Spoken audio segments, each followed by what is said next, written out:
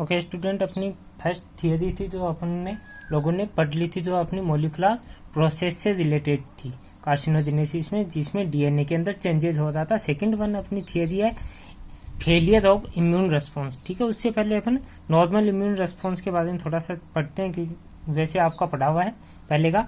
लेकिन अपनी बॉडी के अंदर होता है क्या, जैसे ही कोई फॉरेन सब्सटेंस बॉडी के अंदर जाएगा, अपना जो इम्यून सिस्टम है वो एक्टिवेट हो जाएगा, और एक्टिवेट होने के बाद वो उसको कम्बैट करता है और उस पर अटैक करता है।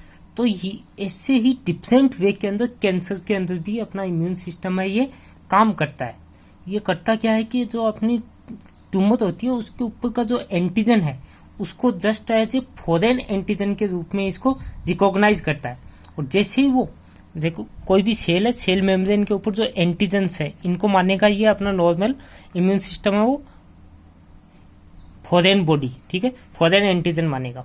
और जैसे ही इसको रिकॉग्नाइज करेगा अपना इम्यून सिस्टम, ये क्या करेगा, अपना जो सेलुलर एंड ह्यूमरल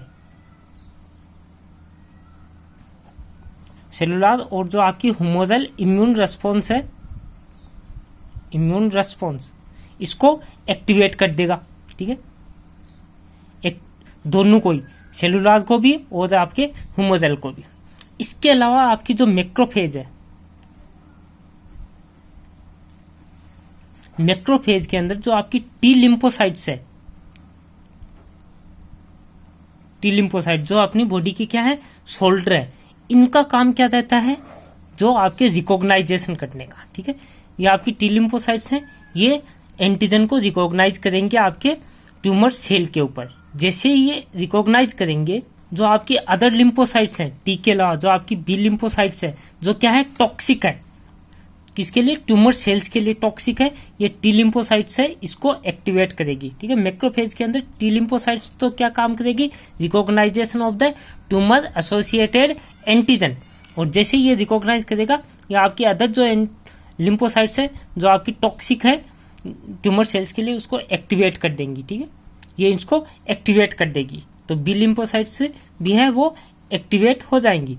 और एक्टिवेट होने के बाद ये क्या करेंगी, अपने नंबर के अंदर इंक्रीज करेंगी। बी लिम्फोसाइट्स है अपने नंबर बढ़ाएंगी। नंबर बढ़ाने के अलावा ये फिर आपके सर्कुलेशन सिस्टम के अंदर आ जाएंगी। इसके अलावा ये आपकी इन सेल्स के अंदर क्या है, ये साइटोटॉक्सिक कैपेसिटी, साइटोटॉक्सिक या फिर आप सेल किलिंग, इनके अंदर कैपेसिटी होती है कि ये सेल को मार सके। तो जो आपकी ट्यूमर सेल्स है उसके ऊपर ये अटैक करती हैं और ट्यूमर सेल्स को नष्ट करती है। ठीक है, तो इस तरह से आपका इम्यून सिस्टम है ये काम करता है। इसके अलावा एक सब्सटेंस और होता है लिम्फोकाइनेज। लिम्फोकाइनेज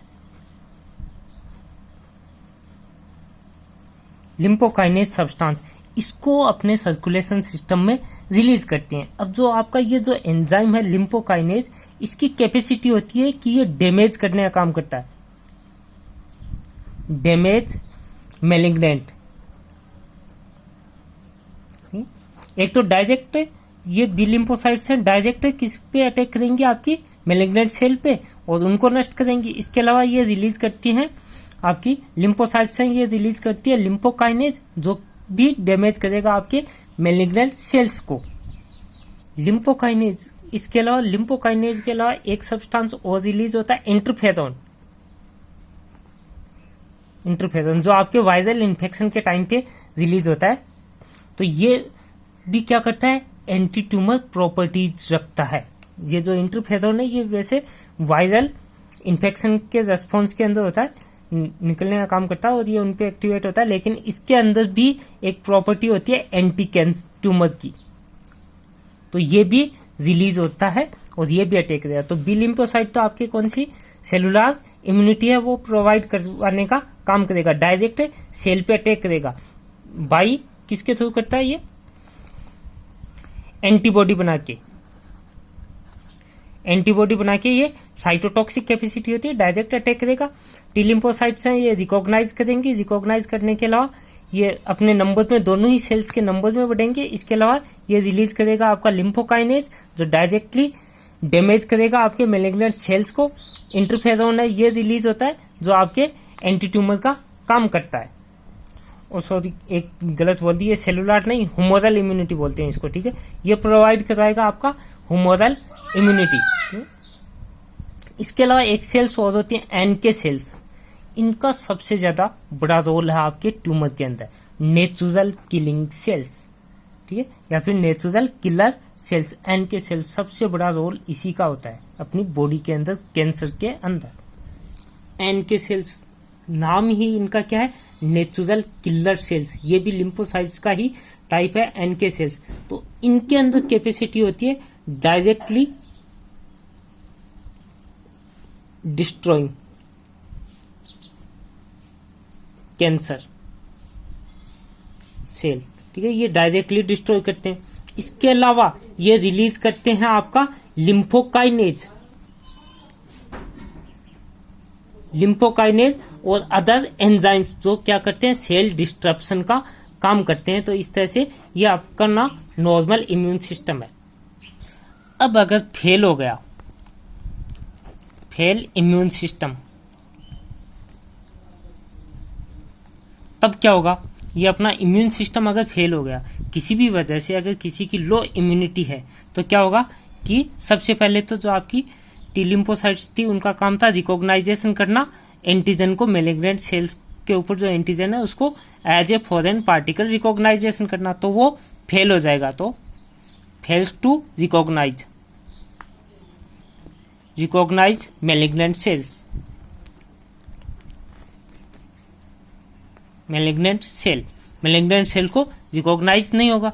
अगर रिकॉग्नाइज नहीं होगा तो इम्यून रेस्पॉन्स भी स्टिमुलेट नहीं होगा, डू नॉट स्टिमुलेट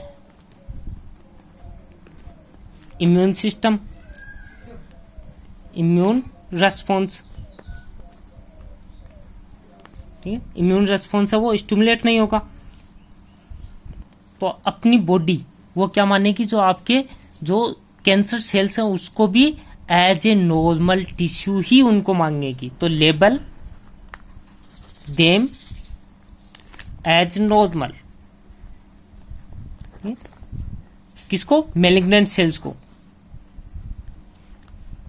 जी एन malignant cells are label as normal, ठीक है, नॉर्मल सेल का उनको लेबल मानेगी। और अपना इम्यून सिस्टम है वो नॉट अल्टर होगा, नॉट अल्टर्ड, और क्या हो जाएगी, अपनी कैंसर है वो डेवलप हो जाएगी।